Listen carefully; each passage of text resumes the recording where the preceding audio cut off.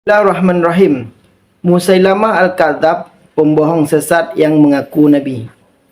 Musailamah Al-Kadzab adalah pembohong yang mengaku Nabi di zaman Rasulullah SAW. Ia menggunakan kemahiran sihirnya untuk mendapatkan pengikut.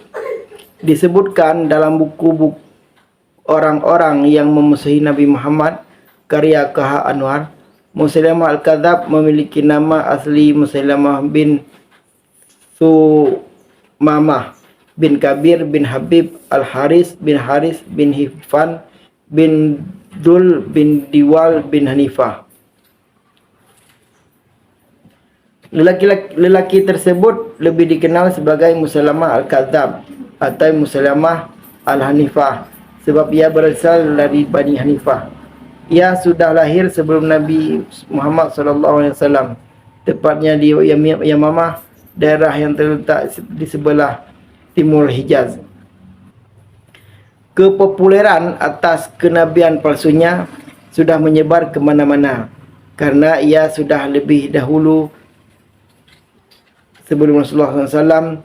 Orang-orang bahkan ia gelar Rahman Al-Yamamah. Suatu waktu Musailamah Al-Kadzab pernah meminta kepada Rasulullah untuk membagi urusan kenabian bersamanya. Ia bersedia untuk meneruskan kenabian bila beliau sudah meninggal. Namun tentu saja kesesatan ini ditolak oleh Nabi Muhammad SAW. Kesesatan Musailamah Al-Kadzab. Musailamah Al-Kadzab merupakan orang yang hanya mengaku-ngaku sebagai Nabi utusan Allah agar tidak benar. Ia sering menebar propaganda mengenai kelebihannya dan biasa pula dengan dakwahnya. Ia memiliki seorang pasien yang bernama Hujair yang bertugas membenarkan kalimat-kalimat yang disampaikan oleh Musailamah Al-Kadzab. Dengan pembenaran dari Hujair, banyak orang yang percaya bahwa ucapan Musailamah adalah wahyu Tuhan. Selain itu, Musailamah Al-Kadzab juga bersekongkol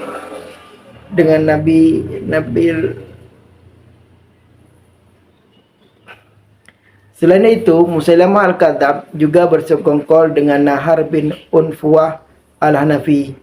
Ia kemudian menjadi tangan kanan Musailamah untuk memurtadkan banyak orang dengan ayat-ayat palsunya. Berikut adalah beberapa contoh ayat palsu karangan Musailamah Al-Kadzab yang dimiripkan dengan Al-Quran. Alam tara kaifa fa'ala rabbuki bil jibali akhraja minha nasmatan tas'a min baini syarasifi fahasa. Tidakkah kamu melihat betapa Tuhanmu membuat orang perempuan yang mengandung? Ia mengeluarkan darinya jiwa yang berjalan. Keluarnya di antara kulit-kulit perut sebelah kanan dan kulit perut sebelah atas. Atau ayat yang berikut ini.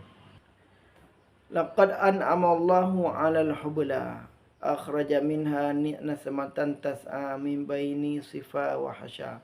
Artinya, sesungguhnya Allah telah memberi nikmat atas orang perempuan yang hamil.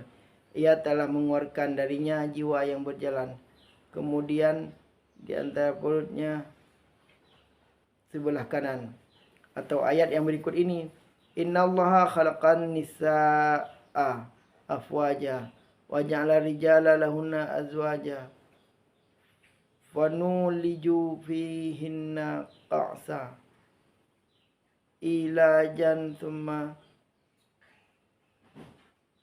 nukhrijuha idza syasa ikhrajan fayanhanu lana sakhalan nitaja. Artinya, Allah telah menciptakan orang-orang perempuan berpuak-puak dan telah menjadikan orang-orang laki sebagai pasangan untuk mereka.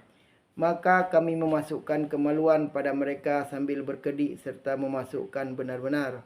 Kemudian kami mengeluarkannya ketika kami mau mengeluarkan. Maka berbuahlah mereka untuk kami beberapa anak buah. Kesesatan Musailamah Al-Kadzab terus berlanjut. Ia menjadikan tanah Yamamah sebagai tanah suci sebagaimana Mekah dan Madinah. Tentu saja hal ini disambut baik oleh orang-orang Yamamah. Ia bahkan sempat mengirim surat kepada Nabi Muhammad SAW yang isinya sebagai berikut. Dari Musailamah utusan Allah kepada Muhammad Rasulullah, kesejahteraan semoga dilimpahkan atas Tuhan. Aku telah bersekutu dalam urusan kenabian ini dengan Tuhan. Maka bagi kami separuh tanah, dan bagi Quraisy separuh tanah negeri. Tetapi kaum Quraisy adalah kaum yang melampaui batas. Tentu saja Rasulullah SAW menolak. Beliau membalas surat tersebut dengan memberikan